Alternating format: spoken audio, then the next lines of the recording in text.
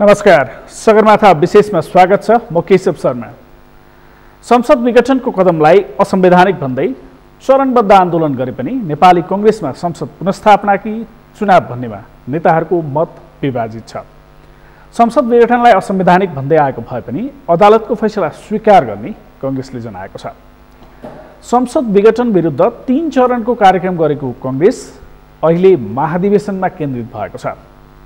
सत्तारूढ दल नेकपाकै दाहाल नेपाल समूह भने आन्दोलनबाटै संसदको पुनर्स्थापना गर्ने भन्दै विरोधका कार्यक्रम जारी रहेको छ। संसद विघटनपछि नेकपाका दुवै समूह ठुलठुला सभा गर्दै देश दौडामा छन्। कांग्रेस सभापति शेरबहादुर देउवाले आन्दोलनका लागि कांग्रेससँग पैसा छैन भन्ने अभिव्यक्ति दिएपछि त्यसको समेत चर्चा छ। नेकपाकै दाहाल नेपाल समूहका नेताहरूले अदालतबाट संसद विघटनको निकास निस्किएन भने जनअदालतबाट निस्कन्छ भन्ने अभिव्यक्ति दिने गरेका छन् भने प्रधानमन्त्री ओलीले नै विघटन सदर नभए आन्दोलन गर्ने अभिव्यक्ति दिएका छन्। यस्ता अभिव्यक्तिले कस्तो राजनीतिक संस्कारको निर्माण गर्ला? अहिले तोकिएको समयमा निर्वाचन हुनेमा धेरैले शंका गरेका छन्। निर्वाचन आयोगले नेकपाको विवाद समाधान नगरेसम्म तोकिएको मितिमा चुनाव हुने सम्भावना कम छ। नेकपाको दाहाल नेपाल समूहका नेताहरूले संयुक्त आन्दोलनमा जान आग्रह गरिरहेको भए पनि नेपाली कांग्रेसले त्यसको सम्भावना नरहेको जनाएको छ। संघीय संसद विघटनको असर प्रदेशहरूमा समेत देखिएको छ। कतिपय प्रदेशमा मुख्यमन्त्री विरुद्ध अविश्वासको प्रस्ताव समेत दर्ता भएका छन्। संसद विघटनको असर प्रदेशमा कस्तो परेको छ? संसद विघटन र यसको संघदेखि प्रदेशसम्मको असर नेपाली कांग्रेसका नेताहरूको चुनाव वा पुनर्स्थापना भन्ने सवालमा देखिएको दुविधा, नेपाली कांग्रेसको अबको भूमिका लगायतका विषयमा आज हामी कुराकानी गर्नेछौँ। हामीसँग कुराकानीका लागि सुदूरपश्चिम प्रदेश नेपाली कांग्रेस संसदीय दलका नेता डाक्टर रणबहादुर रावल हामीसँग स्टुडियोमा हुनुहुन्छ। स्वागत छ यहाँलाई कार्यक्रममा। धन्यवाद छ केशवजी, यहाँले बोलाउनु भयो। विशेष गरी सगरमाथा टेलिभिजनलाई पनि आभार व्यक्त गर्न चाहन्छु। अहिले अब प्रदेश सरकार गठनको भएको 3 वर्ष बित्यो। यो 3 वर्षमा प्रदेश सरकारको सांसद अथवा प्रदेश सरकारको विपक्षी दलको नेता पनि हुनुहुन्छ। कतिको सन्तुष्ट हुनुहुन्छ प्रदेश सरकारले गरेका कामहरूप्रति? केशवजी, सर्वप्रथम त एउटा नेपालको संविधान 2072 आइसकेपछि एउटा मौलिकताको हिसाबले प्रदेश सरकार अथवा प्रदेश सभा देखिन्छ अहिलेको संविधानमा। तर विगतमा अहिलेको सङ्घीय केन्द्रीय सरकार छँदै थियो। स्थानीय सरकारको नाममा विभिन्न नाममा स्थानीय सरकार छँदै थियो, तर प्रदेश थिएन। त्यसैले यो संविधानको एउटा मौलिकता हेऱ्यो भने यो प्रदेश भन्ने देखिन्छ। अब त्यस सन्दर्भमा चाहिँ अब प्रदेश, अब 7वटा प्रदेशमध्येको अब सुदूरपश्चिम प्रदेश अहिले 7 नम्बर भने पनि अब नामाकरण भइसकेको छ। सुदूरपश्चिम प्रदेशले अहिलेसम्मको जो 3 वर्षको दौरानमा जति कामहरू गरेको छ, जस्तो त्यहाँको व्यवस्थापिकाले गरेका झन् 41भन्दा बढी विधेयकहरू ऐनमा परिणत भइसकेका छन्। त्यो राम्रै पक्ष भनौँ, कसैले बढी होला कम होला, तर त्यो पनि एउटा राम्रो हो। अर्कोतिर चाहिँ अहिलेसम्म 3 वर्ष पुग्दा 4वटा योजनाहरू अहिले आइसकेको अवस्था छ। 4वटामा सुरुको योजना चाहिँ अल्पकालीन योजना थियो 74-75 आर्थिक वर्ष 74-75। त्यसपछिको 75-76 आर्थिक वर्षको चाहिँ पूर्णकालीन थियो र अहिलेसम्मको आर्थिक वर्ष 2077-78 सम्मको हेर्दा यो अहिले चाहिँ यो अवस्थामा पुगेका छौँ। र एकातिर चाहिँ योजनाहरू निर्माण गर्ने प्रक्रियाहरूदेखि लिएर त्यसको विधि पद्धतिहरूदेखि लिएर एकातिर चाहिँ नीति निर्माण गर्ने कुराहरूदेखि लिएर यावत कुराहरूको हेर्दा के देखिन्छ भने अहिले समग्र रूपमा सुदूरपश्चिम प्रदेश सरकार, म त यसको डिटेल भन्नुहुन्छ नि म भन्नुला, तर चाहिँ पूर्णतया असफलतातिर दौडेको छ। त्यसैले मान्छेहरूमा के भएछ भने सरकार त भयो, एउटा नयाँ मौलिकता छ। सुदूरपश्चिम अथवा प्रदेश सरकारहरू आइसकेपछि जनताको घर दैलोमै स्थानीय सरकार र प्रदेश सरकार छन्। त्यहाँ अब प्रदेशको उन्नति प्रगतिमा ठुलो टेवा पुग्छ र समृद्धितिर जान्छ भन्ने आशा अपेक्षा राख्नु स्वाभाविक पनि हो। 9वटा जिल्ला पर्छ त्यहाँ, त्यसपछि 28वटा पालिकाहरू छन् त्यहाँ।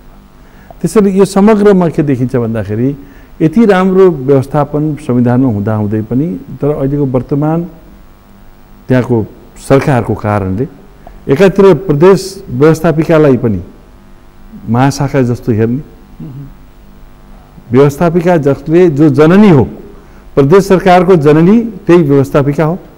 त्यसलाई कार्यपालिकाले के ठान्ने? हाम्रो महाशाखा हो, शाखा जस्तो। त्यसलाई हेर्नु त्यसो हामीले भनेको अनुसार योजना निर्णय नियम कानुन बनाउने हो, अरू काम छैन त्यसको भनेपछि उनको कार्यान्वयन जस्तो भन्ठान्ने छ। त्यो पनि त्यहाँ पनि त्रुटिहरू भएको छन्। एकातिर सरकारले न शान्ति सुरक्षाको हकमा, न करको निर्माण गर्ने कुराहरूमा, न कृषिदेखि लिएर यावत कुराहरूमा चाहिँ जनतालाई सहुलियत दिने कुराहरूमा, न व्यवसायीहरूलाई अगाडि बढाउने सन्दर्भ होस्। त्यसकारण समग्र रूपमा योजनाहरू पनि बनाउनेदेखि लिएर त्यसको कार्यान्वयनदेखि लिएर अनुगमनको कुराहरू हेर्नुहुन्छ भने शून्य बराबरको अवस्था छ। र एकछिन सुदूरपश्चिमका जनताहरू अब त्यही भन्दै गर्दा नि जस्तो अहिले जतिवटा 7वटा प्रदेशमा धेरैको नामाकरण भयो भने अहिले पनि 1 नम्बर 2 नम्बर भनेर नम्बर भन्नुपर्ने अवस्थामा अझै प्रदेशहरू छन्। र तपाईँहरूकै प्रदेशमा पनि राजधानी तोक्नुभयो, त्यहाँ संरचनाका निर्माण गर्ने काममा अझै पनि केही प्रगति हुन सकेका छैन। यसले गर्दा प्रदेश सरकार आवश्यकै छैन भन्नेहरू पनि छन् कतिपय। अब यो केशवजी एउटा कुरा आउनु स्वाभाविक हो, तर एउटा के भने व्यवस्थापिकै जुन कमजोरीको कारणले अहिले मान्छेमा त्यो फिलिङ भएको हो। किनभने अहिले यो जुन संविधानमा प्रश्न के छ भने वास्तवमा माथिको अधिकार, सिंहदरबारको अधिकार तलतिर झर्नुपर्छ भन्ने हो। अब हरेक कामको लागि काठमाडौँ आउनु पर्दैन भन्ने हिसाब हो।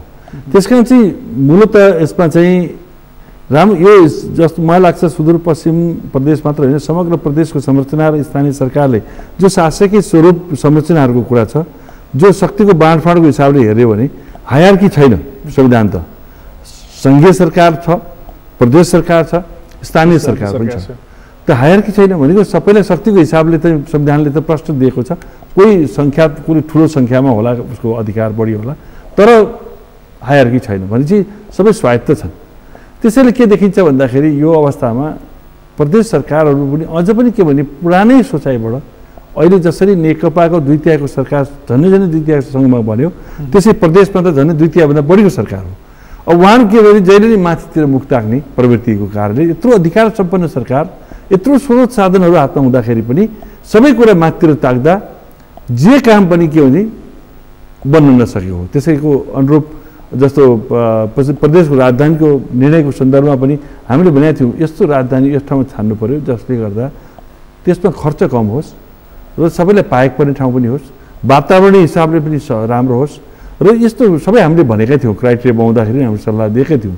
तत्पश्चात उहाँले के भन्नु पर्यो, एकदमै चुरेर भावहरूको जहाँ चाहिँ जैविक मार्ग, जहाँ चाहिँ वातावरण हिसाबले पनि हुनै नसक्ने ठाउँ, त्यो गोदावरी नगरपालिकामा हुन सकिन्छ ठाउँ छन्, त्यो ठाउँ तोकेर जहाँ जङ्गल छ, जसको वातावरणीय प्रभावको कारणले भोलि गएर तलतिर असर पर्ने ठाउँ त्यही छानिए, जसको कारणले त्यो पनि हुन सकेका छैन। र त्यसमाथि उहाँले अहिलेसम्म इँटा थप्नु भएको छैन, 3 वर्ष भइसक्यो। त्यसैले के छ भन्दाखेरि अहिले प्रदेश सरकारहरू पूर्णतया असफलतातिर दौडेका छन् र मान्छेमा उहाँहरूको अकर्मण्यताको कारणले मान्छेमा प्रदेश सरकार आवश्यक छैन कि भन्ने मात्रै परेको, तर प्रदेश सरकार सङ्घीय सरकारभन्दा प्रदेश सरकारको आवश्यकता बढी हामीले महसुस गरेँ। तर अहिले त अब सङ्घीय संसदको प्रतिनिधि सभा विघटन भइसकेपछि त्यसको असर प्रदेशहरूमा पनि देखिया छ, तपाईँहरूको प्रदेशमा पनि देखिन थाल्यो। अब यहाँले एकदमै अहिले समग्र रूपमा अब नेपाल पौष 5 गते सम्मान्य प्रधानमन्त्रीले सिफारिस गरेर सम्मान्य राष्ट्रपतिजीले लालमोहर लगाउनुभयो, सङ्घीय संसद विघटन गर्नुभयो। अब यसले चाहिँ त मलाई लाग्छ एक किसिमले नेपाली जनताले यत्रो बलिदानपूर्व 7-7 दशक कुरेर ल्याएको संविधान, अब त्यसमा चाहिँ यो असंवैधानिक कदम हेर्दाखेरि सबैको मर्ममा चोट लागेको छ। वास्तवमा समग्र देशवासीहरू एकदमै असमञ्जस अवस्थामा छन् र सुदूरपश्चिममा त सोचे नसोचेको घटना सबैले ठानेका छन्। त्यसैले के छ भन्दाखेरि यो त्यसको कारणले के भन्दाखेरि अहिले समग्र सङ्घीय सरकार ठुलो प्रश्न चिन्हमा त खडा भयो। त्यसको कारणले के छ भने सङ्घीयसँग जोडेका धेरै कुराहरू छन्। जस्तो तपाईँले संविधानका अनुसूची हेर्नुहुन्छ भने 5 देखि लिएर अनुसूची नम्बर 5 देखि लिएर अरू पनि कतिपय साझा अनुसूचीहरू पनि छन्।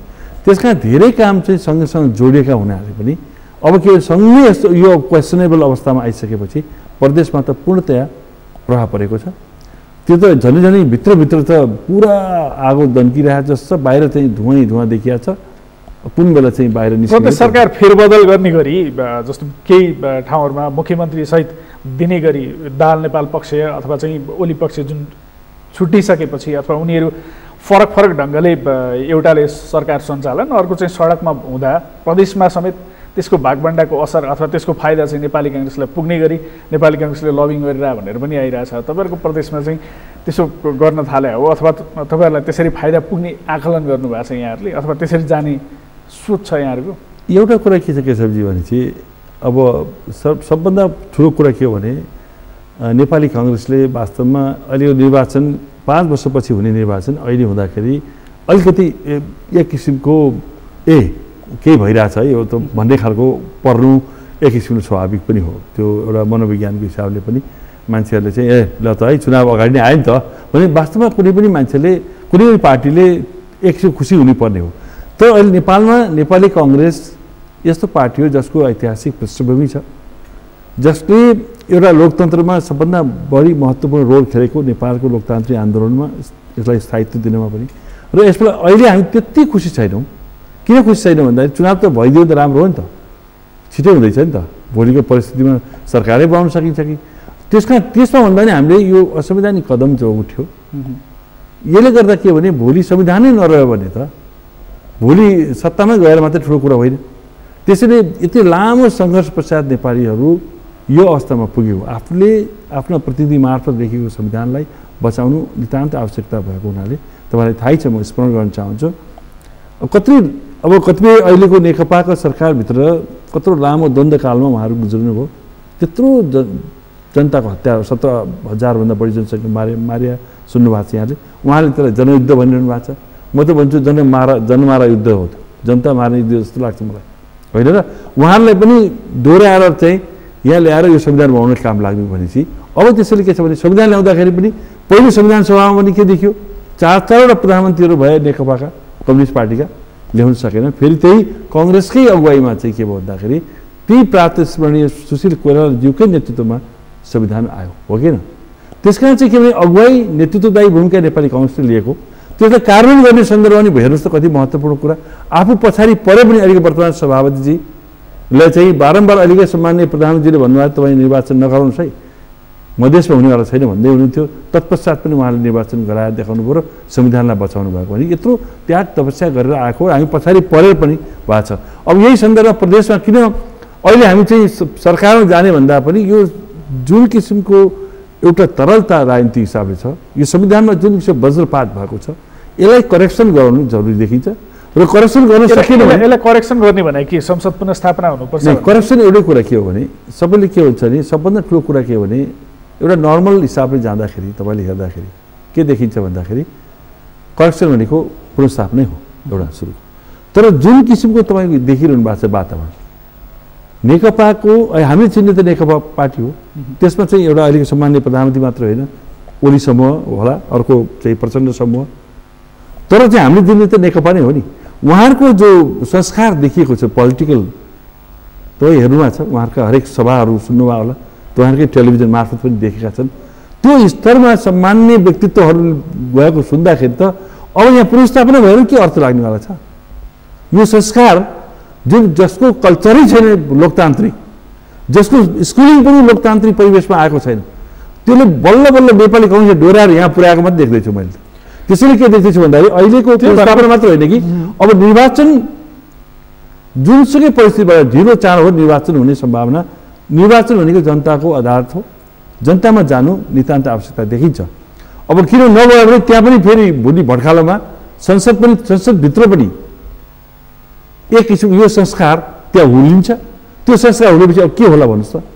जुन हिसाबले उहाँहरूले भनिरहनु भएको छ त्यसैले नितान्त रूपमा उहाँले आफै पनि निर्वाचन नचाहे पनि निर्वाचन एउटा महत्त्वपूर्ण विकल्पको रूपमा छ।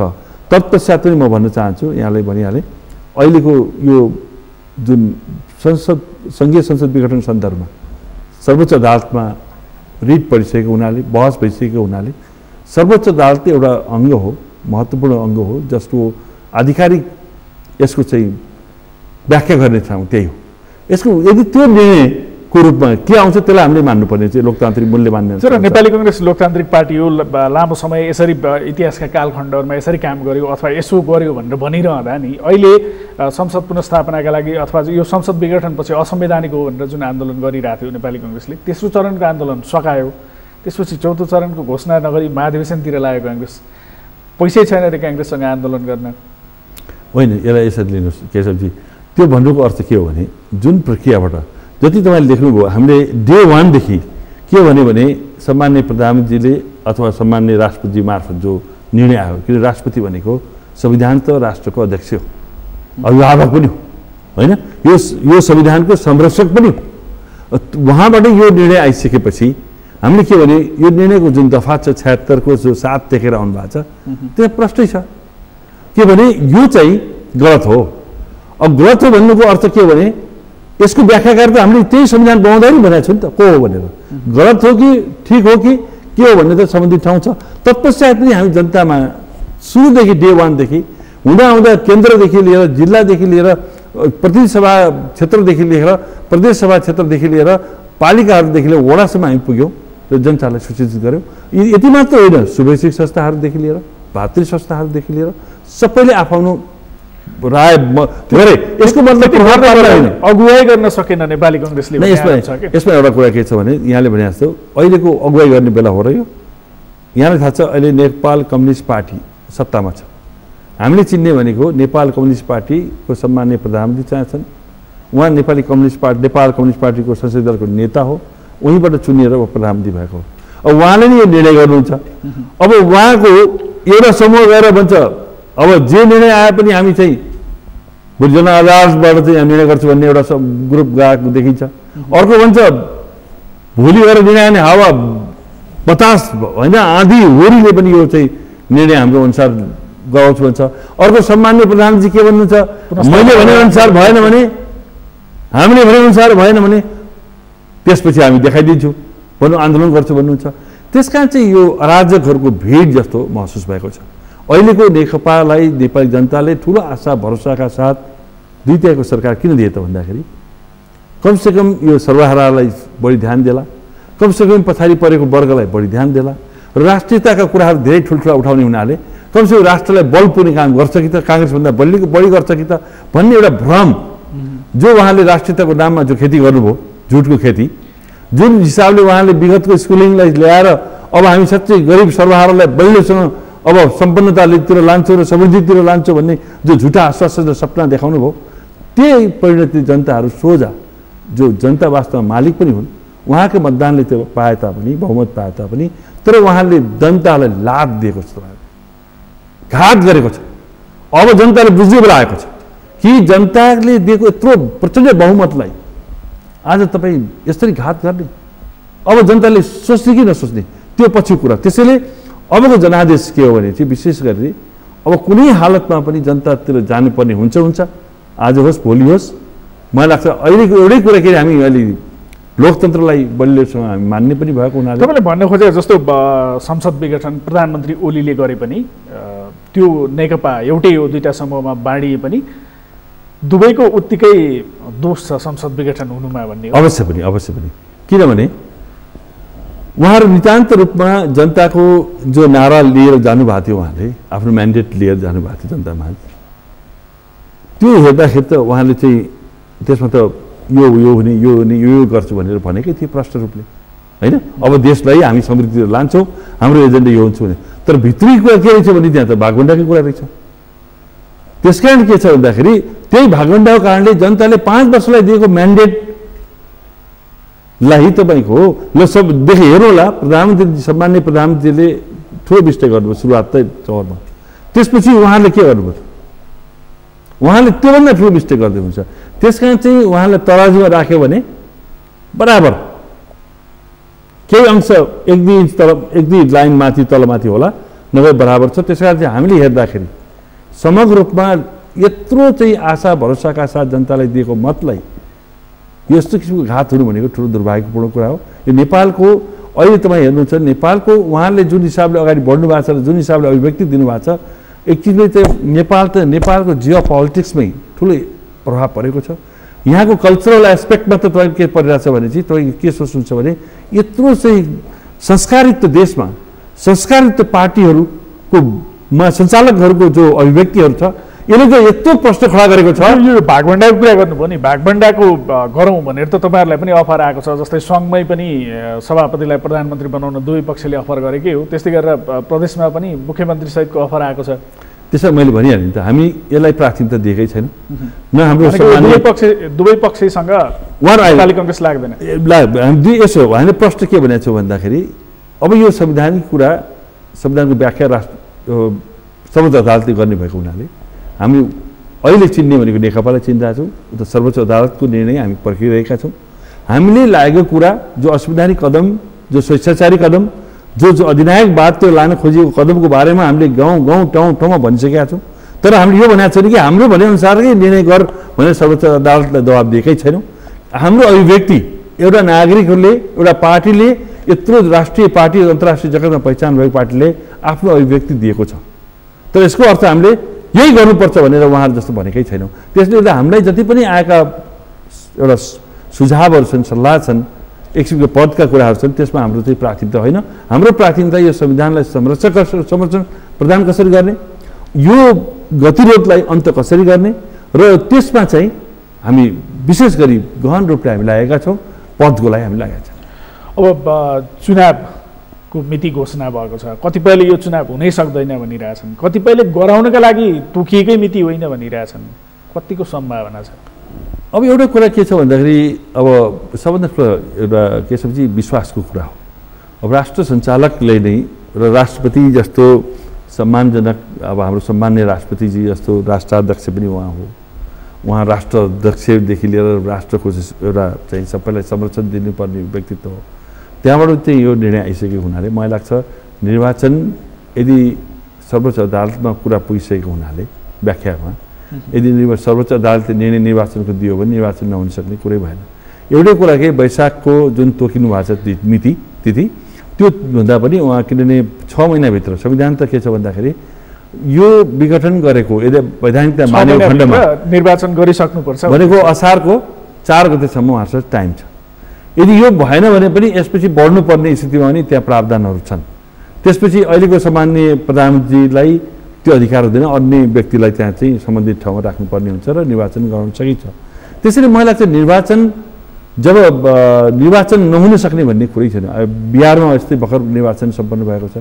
एकातिर समस्या हो हाम्रो चाहिँ डेफिनेटली जस्तो कोरोनाको कुराहरू छ, कहरको कुराहरू छ, बिस्तारै बिस्तारै केही सुधार आउँदैछ र भ्याक्सिनको कुरा आइरहेछ। त्यस कारण चाहिँ केही समस्याहरू त छन् जसको कारणले हाम्रो अधिवेशन, नेपाली काङ्ग्रेसको अधिवेशन समेत सर्दै गएको छ। एकातिर यो गतिरोधले पनि सरेको अवस्था छ। त्यसैले केही अप्ठ्यारो त छन्, तत्पश्चात पनि राष्ट्रले चाह्यो भने निर्वाचन नहुन सक्ने कुरै होइन। मलाई लाग्छ तत्पश्चात पनि अहिले हामी भन्छौँ कि सर्वोच्च अदालतले निर्णय गरोस्, निर्वाचनलाई नेपाली काङ्ग्रेस पूर्णतया सहयोग गर्न तयार छ। अलि हतारिया हो कि नेपाली काङ्ग्रेस चुनावसँग भन्ने जस्तो पराजय छ नि, योभन्दा अघिल्लो निर्वाचनमा थोरै सिटमा खुम्चिनु परेको छ। प्रतिपक्षी दल हो जस्तो नेपाली काङ्ग्रेसकै सभापति शेरबहादुर देउवाले सूर्यकललाई दिने, ल छुट्याइदिएर छिटो निर्णय गर न, सरकारले तोकिसक्यो, निर्वाचन आयोग के हेरेर बसेको छ भन्दै गर्दा अलि हतारिया हो कि? नै, एउटा कुरा के छ भने केशवजी, हतारिया होइन। के हुन्छ समय एउटा सीमा हुन्छ, हरेकको संविधान त पनि सीमाहरू हुन्छ। त्यस कारण के छ भने जब कुरा निर्वाचन संविधानिक अङ्ग हो, नेपाली काङ्ग्रेसभित्र नि जस्तो अहिले 2 धारमा बाँडिया छ नि नेकपा, जुन 2 भागमा बाँडिँदै गर्दा त्यसको फाइदा चाहिँ चुनाव मार्फत हामी लिन सक्छौँ भन्ने धार छ भनेर भन्छन् नेपाली काङ्ग्रेसभित्र, जसका कारण चुनाव पुनर्स्थापना भन्ने विषयमा पनि खुलेर बोल्न सकिरहेको छैन नेपाली काङ्ग्रेस। हामी त प्रश्न भन्दैछौँ त, हामी अराजक समूह होइन। यो पुरा याद गर्नुहोस्, यो बिपी बाबु जस्तो महामानवले एउटा यस काङ्ग्रेसको जग बसालेको त्यो यहाँ छ। हामी यत्रो सङ्घर्ष पश्चात सयौँ हजारौँ शहीदहरू बनेका छन् यो पार्टी बनाउनमा, होइन र? त्यसमा चाहिँ हाम्रो के छ भने प्रष्ट रूपले ठिक छ, केही कमी कमजोरी अवश्य होला, हामी त्यसमा चाहिँ त्यो चाहिँ हामी त्यसको चाहिँ भाग लिन तयार छौँ। तर मूलत के भन्दाखेरि अहिले हामी चाहिँ हतारियो भन्दा पनि अहिलेको गतिरोधलाई कसरी व्यवस्थापन गर्ने, अहिलेको यदि निर्वाचनै भयो अथवा पुनर्स्थापनै भयो भने त्यसलाई पनि हामी मान्ने भनेकै छौँ। हाम्रो केन्द्रीय कार्य समितिले पास गरेको छ। त्यो केन्द्रीय कार्य समिति भनेको त्यहाँको अहिले केन्द्रीय सभापति अहिले आदरणीय शेरबहादुर देउवाजी पनि त्यसको भागीदार हुनुहुन्छ। त्यहाँका जति पनि वरिष्ठ नेताहरूदेखि लिएर सबैको चाहिँ सहमति छ। केही कुरामा असहमति हो, किनभने लोकतान्त्रिक पार्टी हो, विचार फरक हुनु, केही मतान्तरहरू फरक हुन सक्छन्। तत्पश्चात पनि त्यहाँ त बहस हुन्छ नि, त्यहाँ निर्णय भएर आइसकेको कुरालाई अहिलेको निर्णय प्रष्ट देखिन्छ। अहिलेको केन्द्रीय सभापतिको नेतृत्वमा भएको नेपाली काङ्ग्रेसले गरेको निर्णय सर्वसम्मतिबाट केन्द्रीय समिति पास भएर बाहिर आएका कुराहरू छन्। आन्दोलनका जति पनि डे 1 देखि सुरु गरेका र अहिलेसम्मका कुराहरूमा प्रष्ट रूपले सबै निर्णयहरू एउटा सभापतिको कारणले होइन कि सबै केन्द्रीय कार्य समितिको निर्णय अनुसार भएको छ। त्यसमा सबै नेताहरूलाई बाहिर हो मतमा त्यहाँभित्र बहस गर्दाखेरि एउटा लोकतान्त्रिक पार्टीमा हरेकको आफ्नो विचार राख्न पाउने ठाउँ छ। त्यो चाहिँ कसैले रोक्न पाउँदैन। त्यसमा त हामी लडिरहेको सुरुदेखि। त्यसैले मलाई लाग्छ अहिलेको हतारमा पनि अहिले पनि यही व्यवस्थापनलाई सही ढङ्गले सही समयमा गर्न सकेन जो संवैधानिक अङ्गहरू छन् उनीहरूले किन यो गतिरोधलाई हेर्ने? उनीहरूले आफ्नो काम त गर्नु परेन। जस्तो निर्वाचन आयोगले पनि आफ्नो काम गर्नु परेन, केवल हेरेर बस्ने। उनीहरूले गर्नुपर्ने जे कुराहरू गर्नुपर्ने छ समयमा गर्नु पर्यो, पछि गएर निर्णय के आउला भन्ने निर्वाचन आयोग त त्यहाँ छ नि, स्थायी रूपमा छ नि त, छैन र? त्यसैले मलाई लाग्छ केही कुराहरू गरिरहेको मैले देखेको छु। त्यसैले गर्दा अब यहाँ केन्द्रमा त सभापतिलाई प्रधानमन्त्रीको अफर आयो भनेर उहाँले सार्वजनिक नै गरिसक्नुभयो। तपाईँ पनि संसदीय दलको नेता सुदूरपश्चिम प्रदेशको मुख्यमन्त्री दिन्छु भने होइन नि? अब यस्ता कुराहरू त मैले भन्दैछु त विभिन्न समयमा बस उठमा त आइरहने स्वाभाविक हो। मुख्यमन्त्री भन्दा पनि ठुलो कुरा के हो भन्ने कुरा ठुलो हो। अहिले हामीले त्यहाँ साथीहरूलाई के भनेको छौँ नि, तपाईँहरूले प्रस्ताव गर्नुभयो यसको लागि धन्यवाद छ। हाम्रोबाट जसरी विगतमा केही कुराहरूमा जस्तो योजना निर्माणका कुराहरूमा गलत तरिकाले योजना ल्याउँदाखेरि हाम्रो असहमति थियो, केही योजनाहरू हामीले चाहिँ बहिष्कार पनि गऱ्यौँ होला। तर पनि जस्तो पत्रकार सम्बन्धीका चाहिँ विधेयकहरूको सन्दर्भमा हामीले धेरै इस्युहरू उठायौँ होला, ती कुरा अर्कै छ। तर समग्र रूपमा धेरै ठाउँमा हामीले साथ दिएका छौँ, हामी साथ दिन तयार छौँ। तर मुख्यमन्त्री भएर मात्र साथ होइन कि अरू हिसाबले पनि साथ दिन तयार छौँ। अहिलेको हिसाबले तपाईँहरू के हैसियतले हामीलाई चाहिँ प्रस्ताव गर्नुहुन्छ त्यो पहिला आफ्नो हैसियत क्लियर भएर आउनुहोस्, त्यसपछि बहस गरौँला भनिदिएको छु। हस् यहाँसम्म आएर हामीलाई समय दिनुभयो, यहाँलाई धेरै धेरै धन्यवाद। धन्यवाद छ केशवजी, यहाँले सम्झनुभयो। विशेष गरी हाम्रो चाहिँ सगरमाथा टेलिभिजनलाई म विशेष आभार व्यक्त गर्न चाहन्छु। समयमा बोलाएर चाहिँ मेरा कुरा राखिदिनु भएकोमा धेरै आभारी छु। धन्यवाद। उहाँ हुनुहुन्थ्यो सुदूरपश्चिम प्रदेश नेपाली कङ्ग्रेस संसदीय दलका नेता डाक्टर रणबहादुर रावल हामीसँग कुराकानी गर्नुहुँदै। आजका लागि सगरमाथा विशेषको समय सकिएको छ। म केशव शर्मा बिदा हुन्छु। सगरमाथा टेलिभिजन हेर्दै गर्नुहोला। नमस्कार।